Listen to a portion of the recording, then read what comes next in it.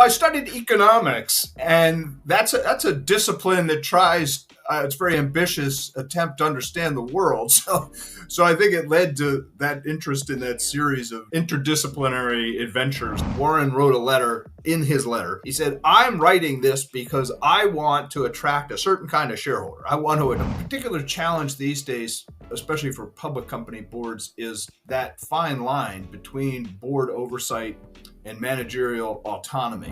Boards function better when the members are generalists. They might, obviously, everyone brings a particular set of background skills. Hi, I'm Steve Clapham. Welcome to the Behind the Balance Sheet podcast, where we meet leading investors and commentators and educate ourselves about the world of investing and the world at large. Our mission is to remove some of the mystique around investing and improve our understanding of what makes a successful investment or indeed an unsuccessful one. Our goal is to inform, educate, and entertain. We hope you enjoy this and every episode. Behind the Balance Sheet and affiliates and podcast guests may own shares or have an economic interest in securities discussed in this podcast, which is aired for your education and entertainment only. Nothing in this podcast should be construed as investment advice or relied upon for investment decisions. Always do your own research. Larry Cunningham barely needs an introduction. If you've heard of Warren Buffett, and who listening to this podcast hasn't, the chances are you've either read Essays of Warren Buffett or at least heard of its author. I met Larry in Omaha in 2023, and we chatted a couple of weeks before we both headed out to the AGM in 2024. Larry explains how, as a young university lecturer, he first met Mr Buffett, and he tells some lovely stories about their relationship. Cunningham is a prolific author, an academic, a legal expert, an accounting expert, a governance expert, a director of 3 quoted company boards, and, in his spare time, a company advisor. He's written some fantastic books which we didn't even have time to mention because this discussion focused on Buffett and Berkshire. He's studied Berkshire and particularly Buffett's letters as closely as anyone, well, with the possible exception of Chris Bloomstrand, my guest in episode 19, and Larry has some fantastic insights into the man and the business. I could have carried on talking for much longer. I know you're going to enjoy my conversation with Larry Cunningham. Larry, we met about a year ago in Omaha, and I've been really looking forward to talking to you. And you're very hard to pigeonhole because you're part legal expert, part accounting expert, part governance expert, academic, author, director. I mean, you've got so many hats. What did you want to be when you were a university student? What did you want to be? Well, I studied economics, and that's a discipline that tries. It's a very ambitious attempt to understand the world. So I think it led to that interest in that series of interdisciplinary adventures that you described. So that explains it, I think. But it's quite intimidating interviewing someone who's so proficient in so many disciplines. I mean, what's made you operate in all these different fields? Is it just curiosity, or do you get bored, and what's the most special to you? Well, in a way, that list, you could create an overlapping, a sort of a Venn diagram, sort of that there is an intersection among all those things, and ultimately it's probably a perspective on investing that it's useful to have knowledge of finance, accounting, law, organizational behavior, obviously fundamental microeconomics, especially in order to do investing well. So that probably is the area that is most interesting to me. I like trying to study and understand a particular business, its organizational structure, its production model, and then its sort of governance arrangements around that. So I think that's sort of the most interesting. And again, I think it's a combination of many of those disciplines. And what do you spend the most time on now?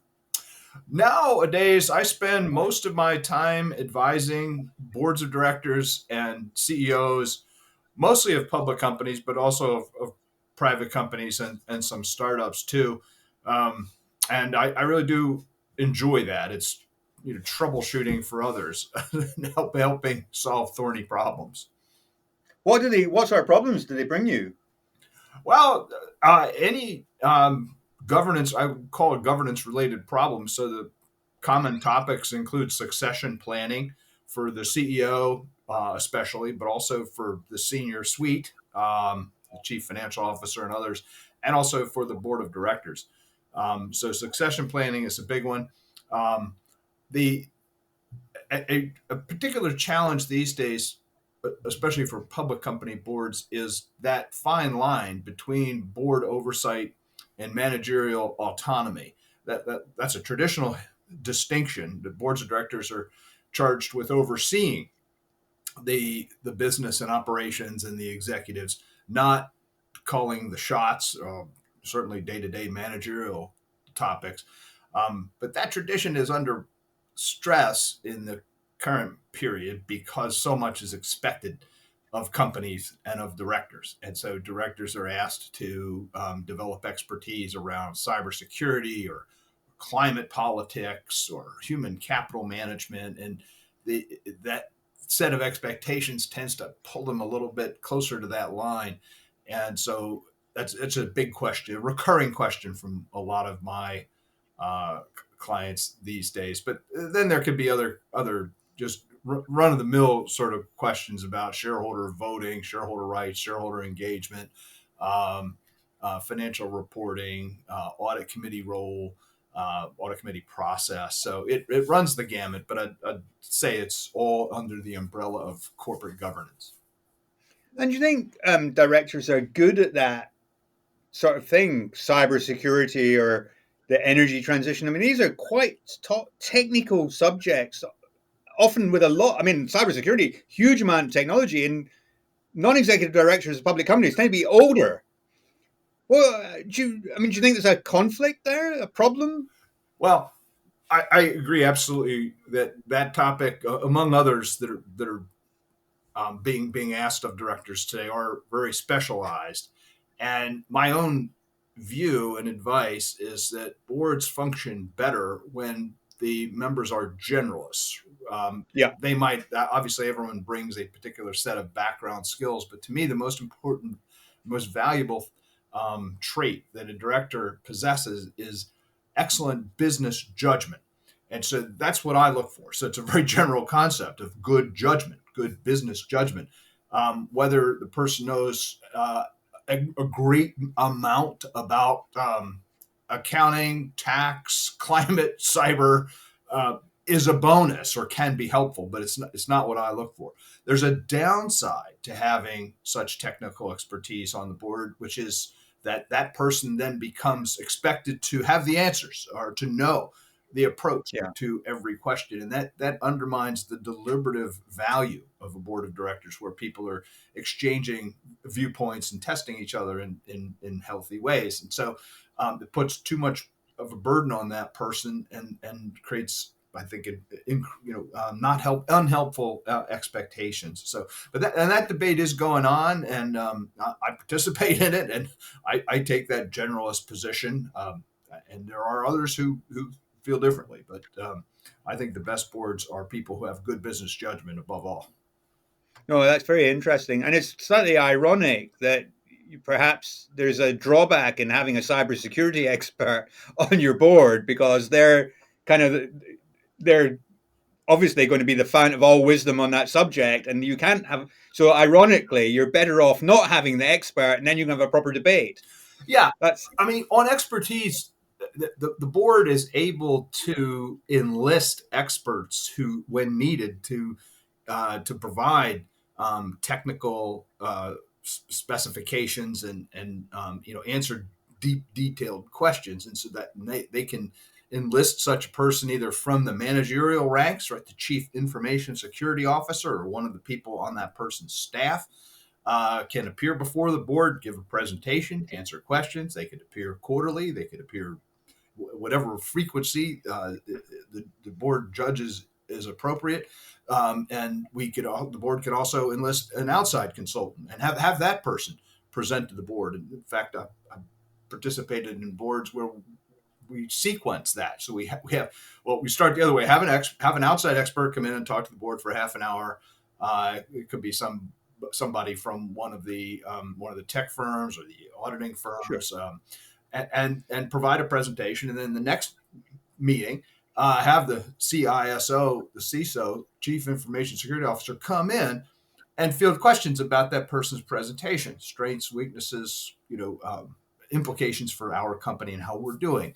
And so an intelligent director with good business judgment will add a lot of value through those means.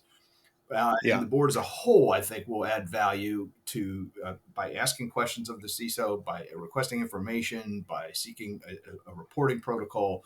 And if you did have one technical expert on the board, it's fine. But my concern is that people chosen for that skill alone will not overall add value. The skill that's critical, everyone needs to possess, is business judgment. And then if people have additional skills, obviously that can add value. It's very interesting point. I suppose you're having a lot of conversations right now about AI, but we won't talk about AI because then we'll be here all night.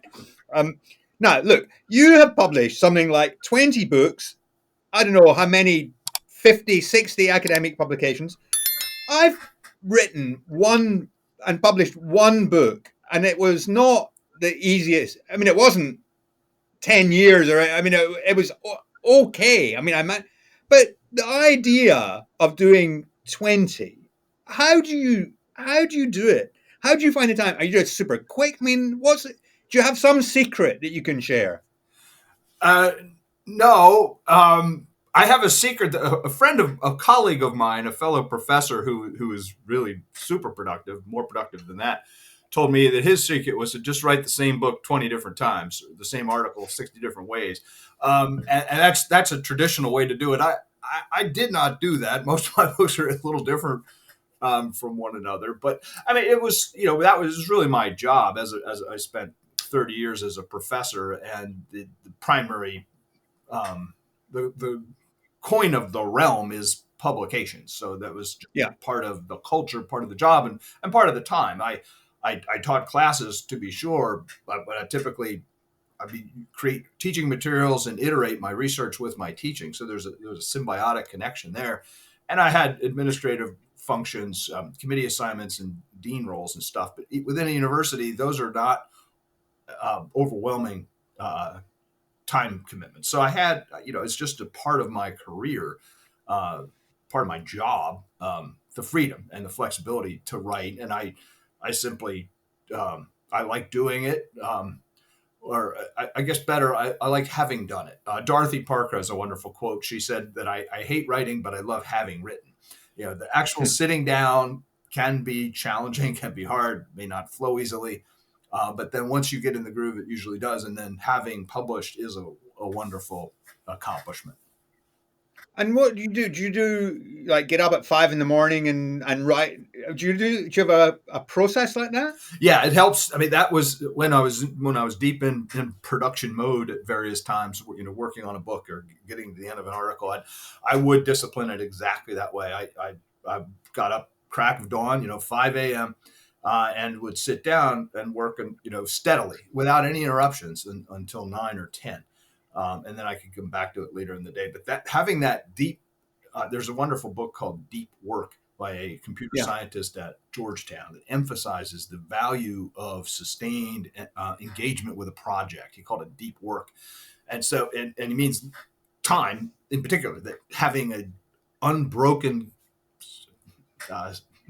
period, and ideally, 5 hours or 7 hours or something like that, without emails, phone calls, distractions, checking the website, dealing with anybody. And so I would do that, and that added enormously to the productivity. He's right about your brain works more efficiently. The sentences come out clearer, the paragraphs come out almost, right away. And so that is a good trick if you like, trying to find sustained blocks, just produces better work. It's funny because I did mine just sporadically. So, if I would come home in the evening, I might spend an hour writing a bit of it, or 2 hours on a Sunday or whatever, and I did it over an extended period. I asked quite a famous entrepreneur here who'd written a book how he did it, and he did a series of interviews, and he said, I didn't go to bed until I'd finished that interview. So it's like 4 or 5 pages for each interview.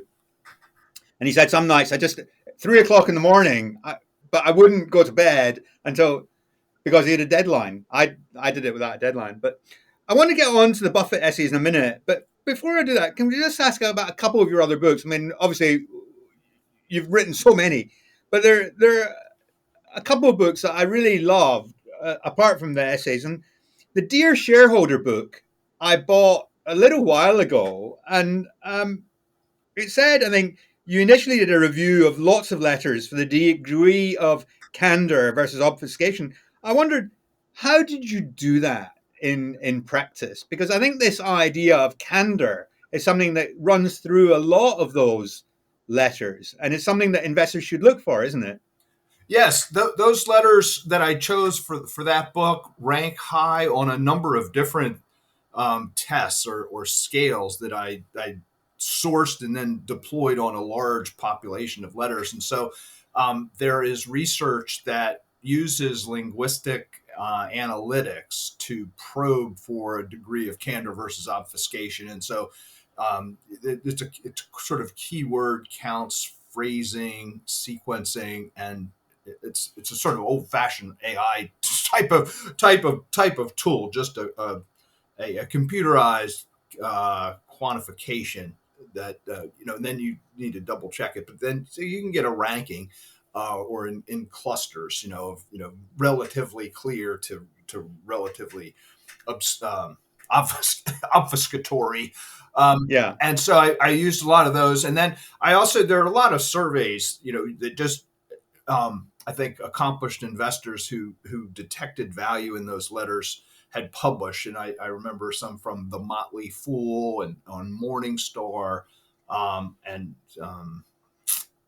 Seeking Alpha. So I cite them all in the book. I tried to rank them, and then I just in my own travels I had become acquainted with different letters and had read a decent inventory. So through that process, I whittled it down to about 35 or 40, and then chose about 15 to feature in the book. And I list the other 30 or so at the end.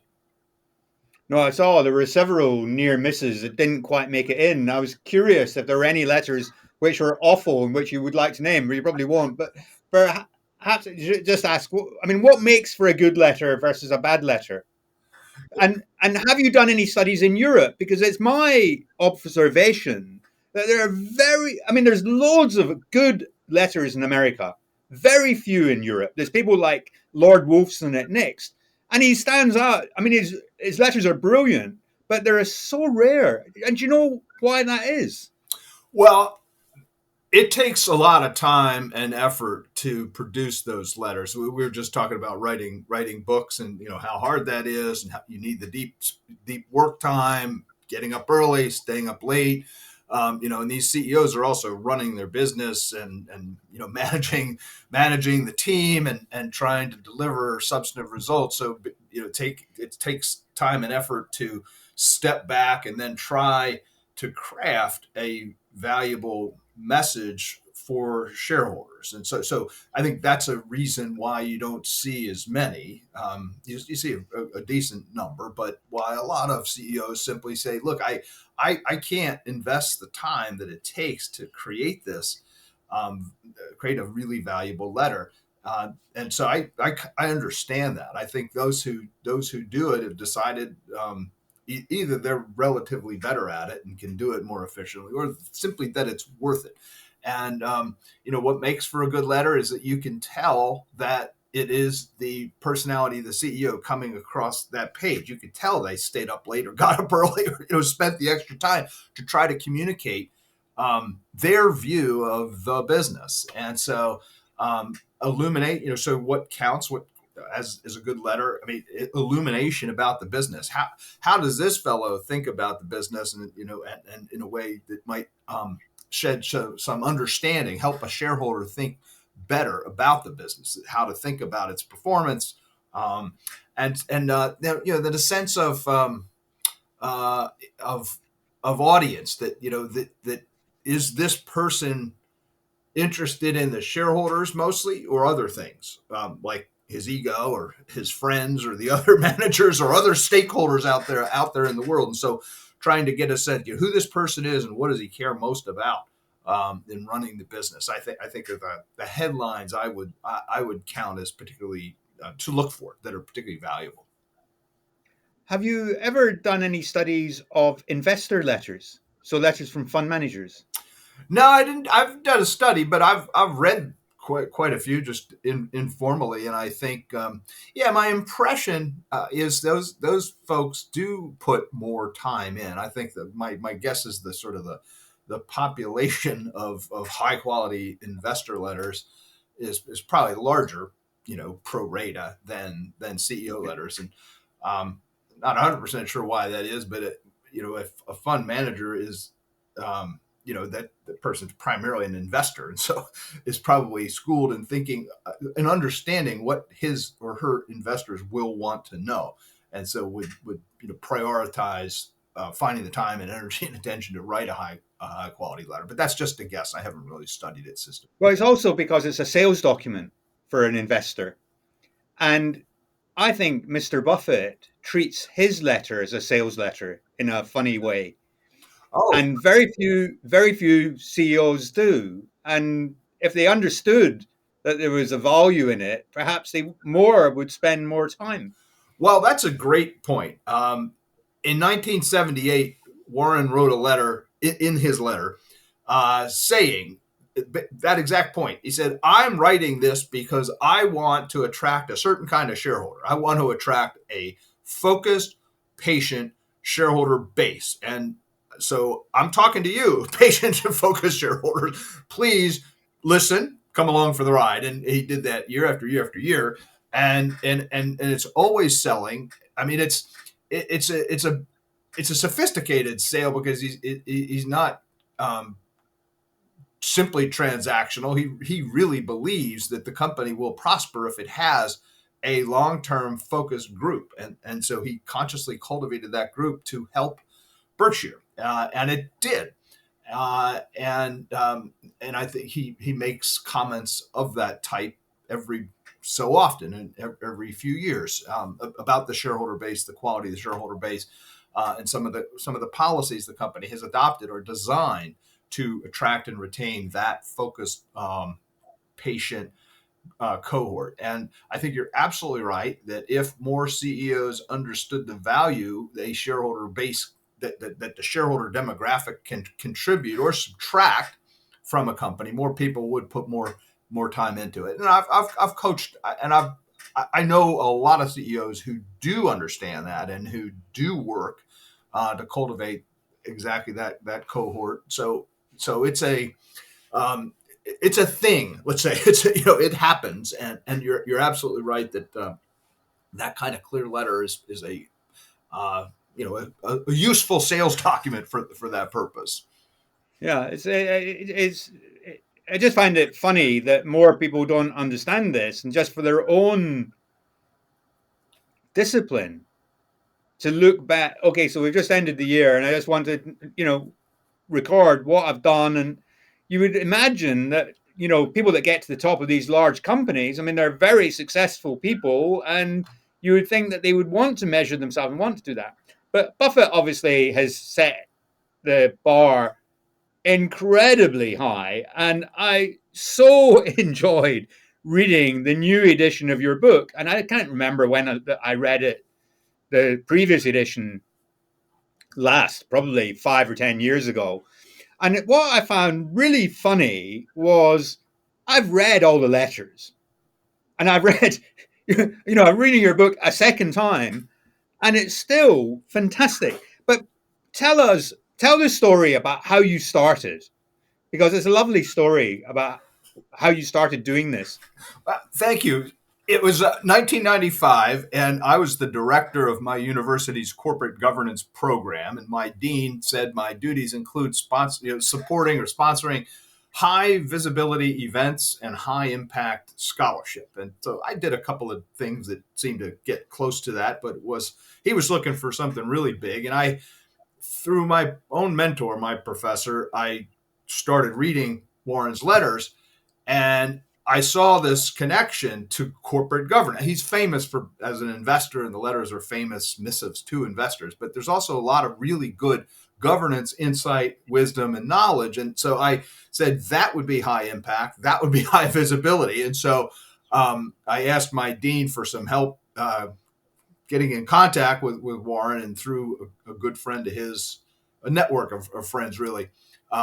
I got the proposal in front of Warren, and to almost everyone's surprise, he said yes. So he would participate in a symposium at my university, where I put a version of what became the essays, and I think I called it that, but it was a rearranged collection of his letters on topics that the symposium panels would consider. So governance, finance, tax, accounting, M&A. And so it was a 2-day conference in New York City, right in the middle of New York City, about 200 people in the audience. And you couldn't do that today. You need to have Wembley Stadium or Madison Square Garden, or the stadium they have in Omaha. You need 30 or 40,000 people. So we went, and it was his sort of entourage. I mean, his wife, his son Howard, Ajit Jain, many people from Charlie Munger sat right in the front row participating. Carol Loomis, who's been the editor of his letters, and my sort of colleagues, professors, and we had just wonderful debates the whole weekend. And then the symposium also got some, and so I published the professors' commentary.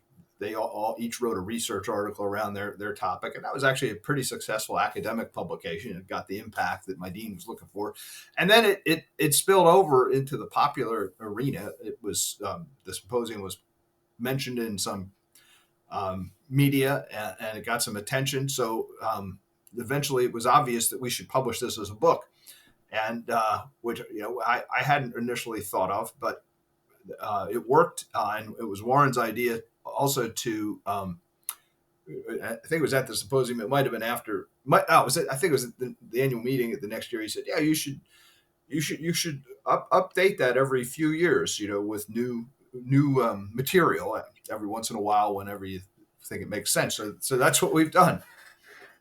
But why do you think he agreed? How old were you when you approached him? 30. You weren't the Lawrence Cunningham of today. I mean, you were you. Yeah, I was an assistant professor at a law school in New York City. It's a prestigious law school, of course. Yes, it is. Cardozo Law School. That's its name. Part of Yeshiva University, which is an excellent university, excellent law school. So, and there was a connection. Let's see. There were a few layers. Like people asked, why did Warren say yes? Even Munger. I remember at the conference, we were walking from the hotel to the school, just Charlie and I, and Munger, out of the clear blue sky, said, we were all very surprised that Warren agreed to let you do this. And I said, oh, well, okay. Why do you think he did? And he said, I think it's trust. I said, okay, what do you mean? He said, because you found your way to Warren through a circle of friends, all of whom trust is critical. And so among those, and so people vouched for me. My dean certainly vouched for me. And one of the people that was in that mix was one of Warren's best friends, whose name is Sandy Gottesman. I think they'd gone to business school together, or they invested together at a very young age. The two of them. Invested together. Yeah.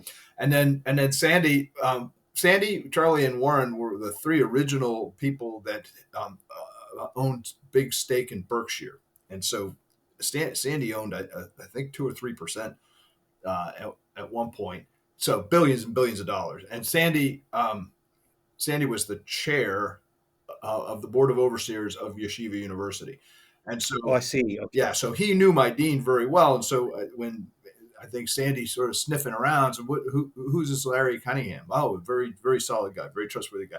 So, and likewise, and so that was a big part of it. So Munger said, trust, and what he meant by trust was that the the letters are a very special asset of Warren's. They're very personal to him. He has the copyright on them. They're not owned by Berkshire Hathaway. They're owned by him personally. And he, as we were discussing, the effort it takes to create these, it's blood, sweat, and tears. And he's poured himself into them. And even by 1995, he already had this substantial corpus, and now it's twice as valuable, twice as big. So the idea that you're going to give permission to any person to rearrange them, as I did in thematic manner, and then publish them,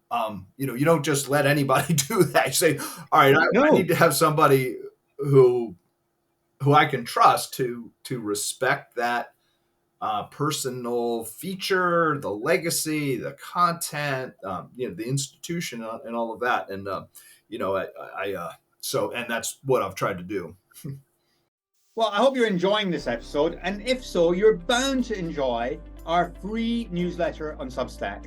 It's a weekly email I send out each Sunday morning on interesting investing-related topics. Just visit behindthebalancesheet.com and hit that little sign up button on the top right. And while you're there, you should check out our fabulous online investor training school. Hundreds of students have taken our flagship Analyst Academy course, which teaches you everything you need to become a serious equity investor.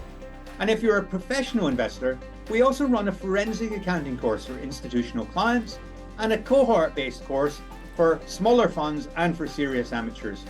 Email me at info@behindthebalancesheet.com for more information. Well, he obviously likes it, but it must be incredibly difficult. It must have been very difficult to do it at the start, but it must be almost even more difficult to do the updates. And I was looking, I don't know if this is right. I looked at the two books that I've got, and the page length is very similar. There's a couple of percent in it, but I reckon that the newer edition had a word less per line, and I've estimated about 10,000 words shorter. Is that right? And how could you get rid of 10,000 of Warren Buffett's words? Yeah, well, that's interesting. It was very hard initially. I took, all of those letters as of 1995, so I guess it's 20-ish years. And his originals got longer and longer every year. And so sculpting the initial content, the challenge that posed, I had to read through everything. My goal was to compile content that would be of greatest interest to the greatest number of people. And so that meant leaving a lot of the more technical discussions of insurance out. I actually created a separate document that I have all of his insurance letters, but I left that out. I also wanted to eliminate duplication. So there was material that he returns to sometimes every year, but usually every few years. So, share buybacks, corporate philanthropy, tax topics, accounting topics. And so I tried to choose the example that was most comprehensive or most compelling or most interesting. And, it was painful to do, but, I had to let some of that go to avoid duplication. And then the weaving of that was challenging because he sometimes takes share buybacks again. It's a topic to which he returns over every few years. And so, and there's often something new and interesting, and yet, you can't just pluck the, 10 of them 10 of them out in a row because they've got some lumpy duplication. So I had to smooth all of that out. So those were the challenges, even in 1995, just sort of get so limit, make it most valuable to most people, eliminate the redundancies, um, and then try to organize it in a way that read as a book, so that it goes sequentially and builds towards the end. So it starts with the fundamental, a snapshot of the fundamental principles. He calls them the owner-related business principles, and then it kind of expands into governance, finance, common stocks, other kinds of investments, then accounting, tax, and history. And so getting that right, that was fun and a challenge. And then, but you're right. So I did all that for the first cut, and then I mapped that into the symposium. So there was a very logical breaking for each of those topics. And then yes, every year I study the new letter very carefully, and I with every sentence I'm connecting it back to the current edition of the essay, thinking where would this go, and so I take that document over a couple months. I sort of go through it a couple times. Like you said, I don't want to lose any juice. I'm going through it. It's hard to leave out a sentence, so I make go through very, very, very carefully with a fine tooth comb, sieve, and finally have a sense of where the inserts would go, and then if anything would need to be removed. So a share buyback update might supersede an earlier essay, and that sometimes happens. But most of the time it's addition, and so it's accretion. And so if you look at each of the additions, the page count increased, and I always try. And so and then the next question is, how many years until you do a release? And that depends. In the early days, I think it was 4 or 5. Once it was 7. Once it was 3. Depends on how much that content will change the book. I try to keep that roughly at around 10%, by page, because a lot of the book is also used as a teaching book at a lot of universities and business schools and law schools. And so, as an educator, as a producer of textbooks, I am aware that teachers like.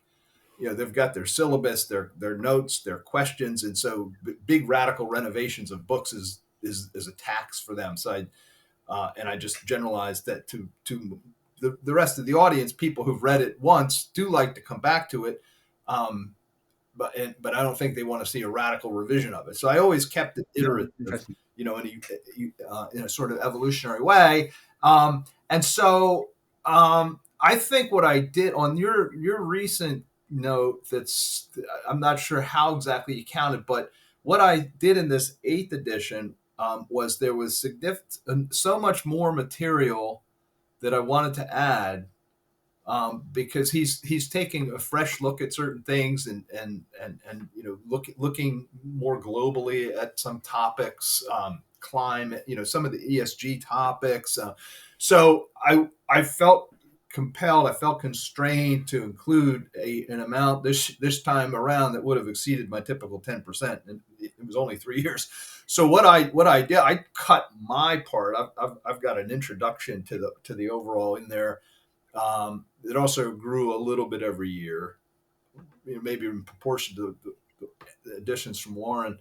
But at this point, I was like, in order to keep it to that 10% without scaring people, I cut my introduction back. All right, interesting. Yeah, considerably. And I think people like the framing; it's useful.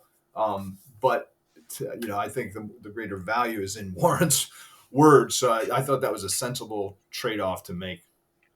Do you have any interaction with anybody at Berkshire on the production of it? I mean, do you send it to them, or is there any, or do they say once it's out? Do you get any feedback? Yeah. I before So what I do, I get those letters, and I work on them 2 or 3 years, 4 years go by, and I sort of create a set of riders, inserts, and then I take the plant of the book, which printer's term for a printed version of the manuscript, typeset, and I mark it. I put proofreaders' changes on there, showing the insertions and deletions, and then make a copy of that product and send it to Warren and say, I think it's time for the X edition, and here are the suggested insertions and deletions, etc. And then he will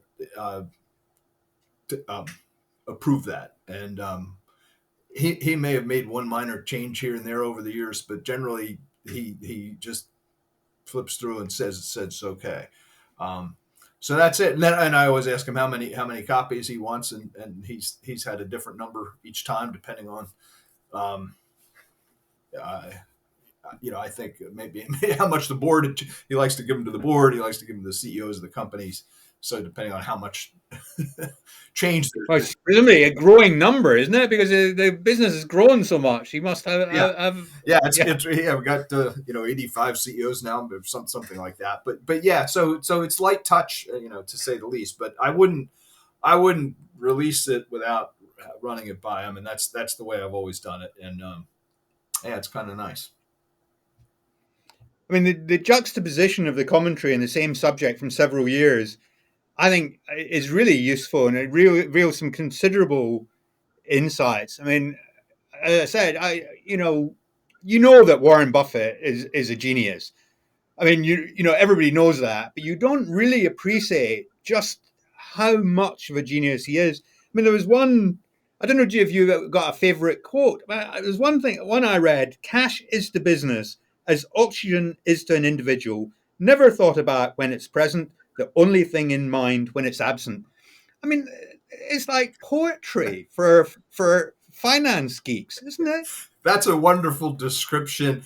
It's an exquisite example, and you're right. There are a very large number of illustrations like that, distilling a complicated idea or subject into a simple, memorable expression or phrase, and that's a skill. He has that skill, and he does it.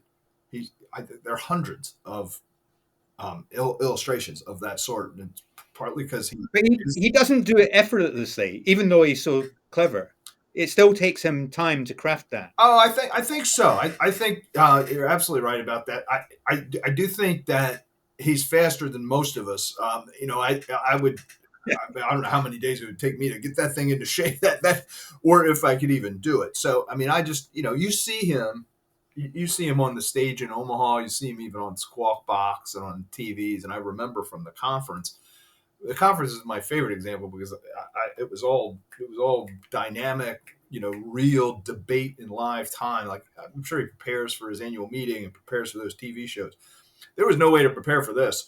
And I just saw him coming up with ideas and phrases, and I had a whole transcript of that conference. I also published as a book, and you could see that wit, that pithy artistic expression.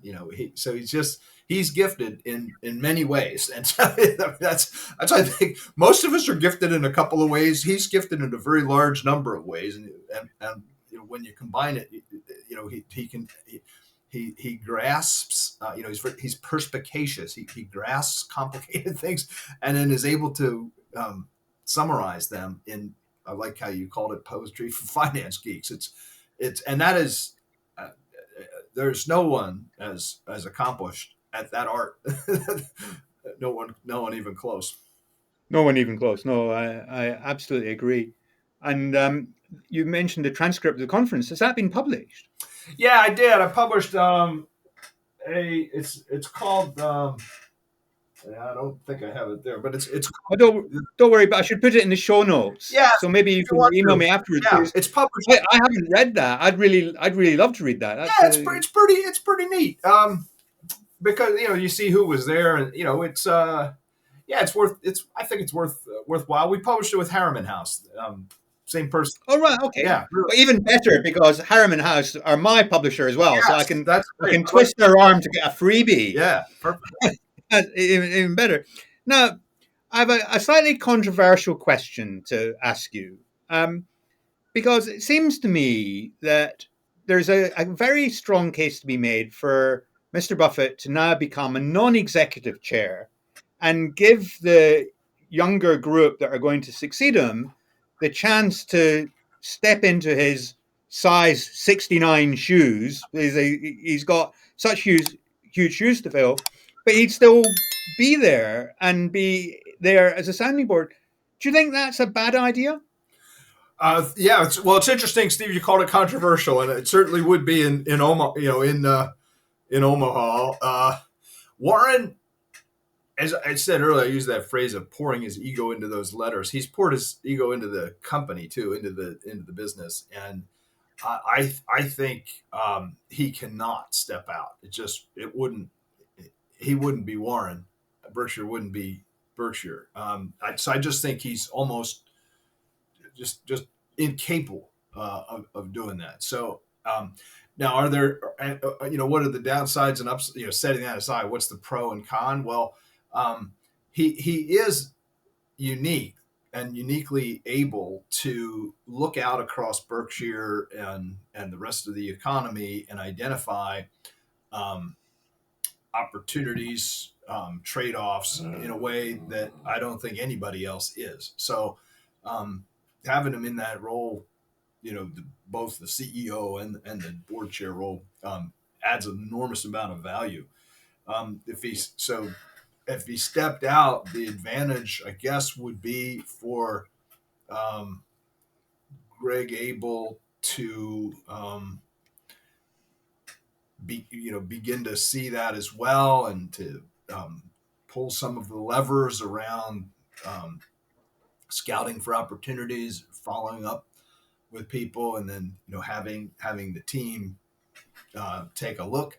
But I think Greg does a lot of that anyway, especially within his business at Berkshire Hathaway Energy. So, not sure how much value it would add to sort of get him doing that. And Ajit, in the insurance area, really calls all the shots over there. So I'm not sure that formal elevation would add a lot of value. And again, I think both of those fellows, who will be the captains when that day comes, I think they already have the insight, the knowledge of what the job entails, so that that sort of formal switchover probably wouldn't add a lot of value. So I think taken together, that it's Warren's life to have that job, and I think if he quit that job, I just don't think he'd be as excited, tap dancing. So I think the status quo for them actually works. I just thought it would be a lot smoother, easier transition for the others. That was my observation. But I wanted to ask you about the Berkshire board because I looked at it a few years ago, maybe 5 years ago, and they had 17 people on the board of Berkshire, and two people in their 80s, three in their 90s, six in their 50s. The average age was below 60 because of that. The total, funnily enough, was 1,000 years when I looked at it, which was a slightly funny thing. Do you have any views on the composition of Berkshire's board? Yeah, well, that's a fascinating data point there.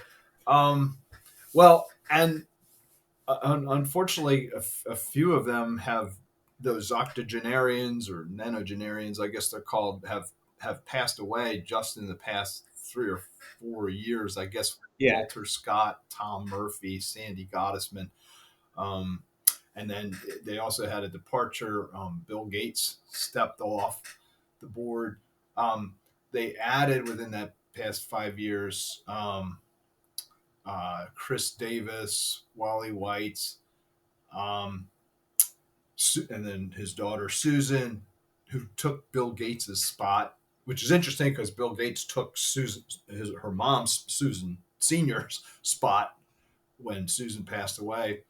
Howard Buffett is the son who's been on the board for decades, and so it's changed, a fair amount just in that past 5 years. There's certainly some continuity. Tom Murphy's son took Tom's spot. Um, Having the Buffetts on there adds that sense of family legacy to the board, which I think is valuable because of it really started as a family company. It was really Warren's family, and I think that set of values that he has baked into the company will endure within the company because they have baked it in so well. But I think having some those Buffetts on the board is a strong plus. So as a whole, I'd say they epitomize what I said in the beginning of this conversation is the most important skill that a director can have, which is good business judgment. And I think all 15 or 16, whatever that number is, of those directors at Berkshire possess excellent business judgment. So that's sort of criterion number one. And then the second thing, and Warren has been very clear about what he looks for in his own board of directors and in boards of investee companies. And he says, in addition to excellent business judgment, he wants to have somebody who really cares deeply about the particular company, ideally demonstrated through having purchased shares of that company with their own cash. And here I think all or virtually all the directors satisfy that. Well, they all satisfy they're all really interested in Berkshire. They really care about it. They've studied it. They get it. They understand the special features, the value of those special features. And then all of them own some shares, and most of them own a lot of shares. So they really do have an owner Berkshire shareholder mentality. So I think it's a good word. I think the other thing to appreciate about Berkshire is that uniqueness, right? It's an unusual company in that it's got this insurance driver that generates this enormous float that then invests in a portfolio of public equities and bonds, and then these individual businesses operations that are acquired, held forever in a decentralized structure. So held together by trust. So for a board to be effective in that kind of organization, they have to understand those principles, understand the rationales, understand capital allocation, and I think this board possesses all of that. And the other weird thing about Berkshire is those directors are not paid very much, basically nominal sums, but it's a good board. I think the real test of an effective board comes at it's not the sort of routine quarterly, even annual stuff, but it comes at acute inflection points of crisis, of scandal, of succession. This exact board, hasn't been fully tested on that. They will when succession comes. But a version of this board back in 2014, I think, proved the mettle of the board, and I think half of the people who are on the board now were on there then. And I'm talking about the incident involving David Sokol, who was Buffett's heir apparent in 2014, so expected to take over as CEO when Buffett left the scene, and had a important collection of responsibilities, and one of them was to scout for acquisitions. He scouted for an acquisition, found one, told Warren about it, left out some important information, including that he had bought stock in that company, which was certainly a violation of Berkshire policy and potentially a violation of U.S. federal securities laws. Well, when Warren discovered that and issued a press release about it, he was going to separate David and fire him, but not take any other formal action. And in response to that, the business press, the shareholders, and others revolted and said, "How trust is the most important thing at Berkshire, and what you've always said is that anybody who disappoints your trust will face vehement rebuke, and this was a slap on the wrist. How could you do that? So there's a sort of a governance crisis at Berkshire. The chief lieutenant being doing something clearly wrong, and the chief the CEO not really doing much about it. So when that flare up happened, the board took control of the topic, and the audit committee swung into action. Conducted a formal investigation and review and analysis and recommendation, and they recommended a very harsh termination of David, stripping him of all benefits and so on, making it a for-cause termination, really throwing him under the bus, and a very bitter ending. To me, what this illustrated was the strength of that board, that and the fact that Berkshire is bigger than Warren. Warren would prefer, what he was prepared to do is just slap him on the wrist and move along. The board recognized that this was insufficient response, and that the corporation had to take a formal position, a very strong position, and it did so. So to me, that was a sign of a very effective board acting for the company, whether the CEO wanted them to or not. And again, that board, it's a little different than today's board, but a lot of the people overlap. Especially, I think all the people who are on that audit committee are still on today. Certainly, the chair of the audit committee, Ron Olson, Susan Decker. So, I like the board. I think it's an impressive group. I think it's good for Berkshire. That was a really odd incident, wasn't it? Because one of Mr. Buffett's great skills seems to be in picking managers, isn't it? Yeah, it was a strange incident. It's a head scratcher. That's I'm scratching my head scratch, and you could see it. It was enigmatic right from the start. For a couple of data points, yes, Warren is famous for selecting managers. He has a very high standard. He sizes people up pretty well. He's pretty good at it, but he also knows that he has limits, and most people do. And so he's also extremely picky. So if there's just any whiff of doubt whatsoever, he says, no, won't buy the business, won't hire the person. So it's partly because he's good at it, partly because he's extremely careful. So David came with the American Energy acquisition. He had worked with Walter Scott, who was a pal of Warren's around Omaha and on the Berkshire board. And he's exceptional. I know David. I think he's, he's terrific. He was terrific. Now, this episode is a mind boggler. And Warren, this all took place, incidentally, the 4 weeks before the Berkshire annual meeting. So it was the first topic that morning, 9:30, whenever the meeting starts. And Warren opened with it, said, look, I summarized what happened. And you could see on his face, he said, I'm baffled. I can't understand this. Doesn't make any sense to me. Why? I don't know why David would have done that. It makes no sense. And I think it was Warren who then mentioned some numbers that the value of the stock purchase that David had made was something like $3 million. It's a lot to a lot of us, but David at that time was making $20 million a year or something, and had a very high net worth, hundreds of millions. So why would a person, it's enough for the money? And so what was going on? So Warren just couldn't figure it out. It's very funny that it's like that guy Raj Rajaratnam at Galleon, who bought Goldman Sachs stock in the global financial crisis because he was phoned up by the gentleman, I've forgotten his name, I think he was the ex-CEO of McKinsey's, who sat in the Goldman's board. And so he did this insider deal, and it was for like a trivial amount of money. He had $1 billion hedge fund, and you think, well, people just greedy.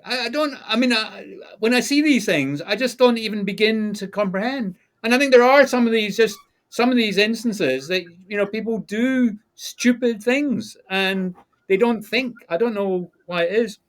Yeah, it's on mistakes. Buffett spends a huge amount of time talking about his mistakes, like Salomon, and he beats himself up.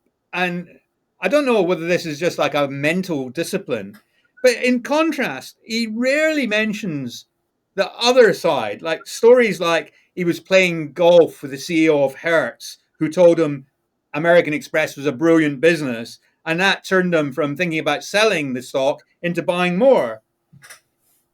He must get a huge amount of, I mean, the circles that he mixes in, he must get a huge amount of intelligence. Do you think he doesn't talk about that in the letters because he doesn't often act on it?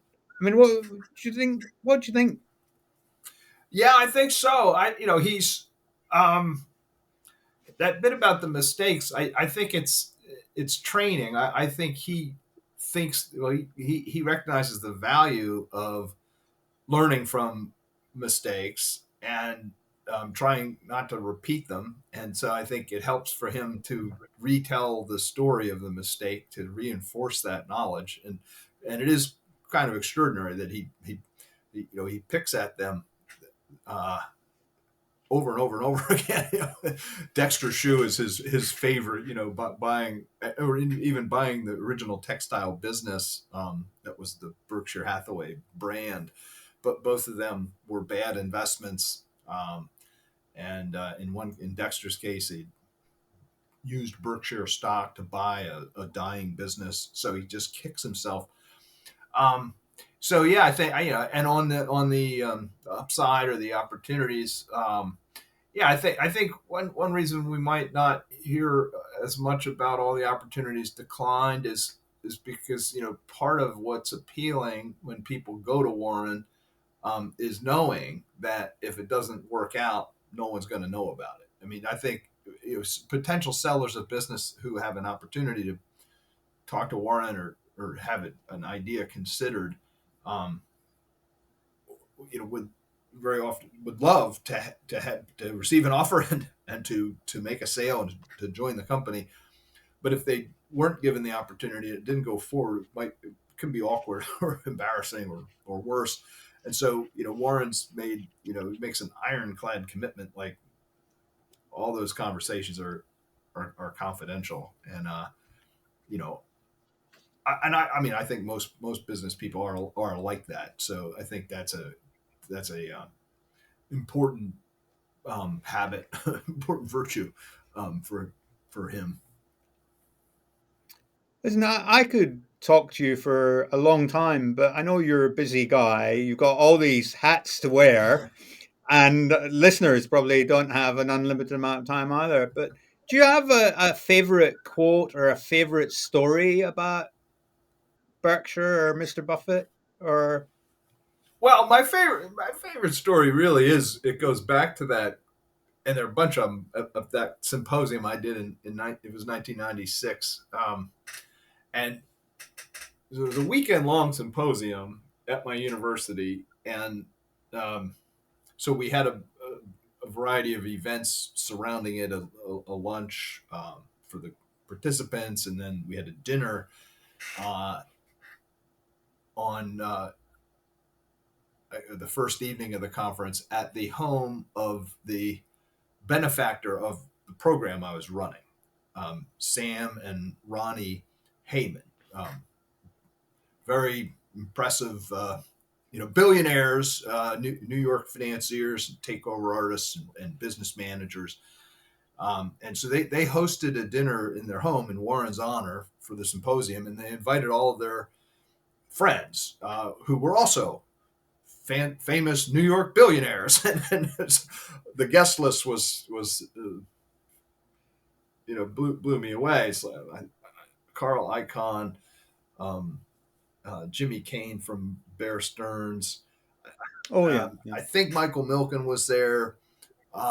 Just uh, person after person, and I get, like you said earlier, I'm a young assistant professor. I'm there with my girlfriend, so I'm sort of milling around and wondering with my girlfriend where we should sit. It's a beautiful Fifth Avenue home, and it's about 60 people. I think 10 tables of six all around, and we're wondering where we should sit.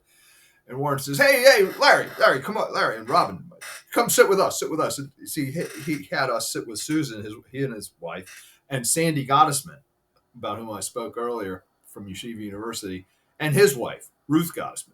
And the six of us sat for dinner in this room full of very powerful people, and it just blew me away. And that's what he wanted to do. He wanted to sit and talk to us, not hobnob. That's kind of how he is, and just made us feel great. I mean, and the related thing, then I was asked. He invited my nephew and I to come to the annual meeting the next year. I wasn't married, so I've taken my wife ever since. But that year, he asked my nephew, who he had met at the symposium, and so we went. And Warren used to have a brunch the Sunday morning after the meeting for his out-of-town guests, and probably 100 people or so at this one. Justin and I attended, and again, it's that same. It was the Omaha version of all the top Berkshire people, and again, Justin, my nephew, and I are like, oh man, where we should sit, And here, Howard Buffett came up to us, Warren's son, and exactly the same style and manner and everything else made us feel so comfortable. We said, "Come sit with us, sit with my family," and we joined them, and it was just wonderful. And that's just how the Buffetts are, very very soul of the earth, just the nicest people. It's funny. I've had Guy Spear in my podcast, so of course with Monish Pabra, I paid to have lunch with him, and he said that, Mr. Buffett is just genuinely warm person, which is not something you can fake. So listen, it's been fantastic talking to you. I'm just going to put this book up and I'm going to show you. I'd like to take notes. So I'm old fashioned. I don't like to use a Kindle because I prefer to read the book. And I like to take notes. And for this, look, I've got page after page after page. I ran out of paper. So I've got here, I was in Zurich last week. I had to take the hotel notepad. So yeah, it's a phenomenal book. Like most books, they follow the 80-20 principle. Like 80% of the knowledge is in 20% of the pages. So you skip through and you have one page of notes. But this book is the other end of that spectrum, because if you take that 80-20 principle, you first apply it to all of Warren's letters, and then compress it down into this collection. You're squeezing. It's all gold. It's all gold in one 300-page book. So I mean, that's why. I mean, I do the same thing. I go back to it quite a bit. And there's just wisdom, 3 insights a page. I mean, it's stunning. But that's why I think, from the Pareto principle, that if you go across the whole 10,000 pages or whatever it would be, and you've got this is the 300. It's like no other book. Well, you've done an amazing job of the book. I've so enjoyed talking to you. Thank you. We'll need to do this again, because I've still got lots of questions I would have liked to have asked. But Larry Cunningham, thank you very much. My pleasure, Steve. Thank you very much. I really enjoyed talking to Larry, and I loved his anecdotes from the original symposium which launched the book. It's interesting to meet someone who's achieved so much in so many different areas, which is true of a number of my guests actually. But it's a huge endeavor to produce a single book of that quality, let alone 20 plus books. I'm looking forward to meeting up with Larry in Omaha a couple of weeks from now. Perhaps I'll see you there. Please come say hi. And don't forget my new sponsor. Check out the website page, alphatheory.com/BTBS. Thank you for listening. I'm Steve Clapham. That was the Behind the Balance Sheet podcast. Please don't forget to subscribe to the YouTube channel. And why not visit our website, behindthebalancesheet.com, where you can find the show notes and lots of other videos which can help you on your investing journey. Thank you for watching.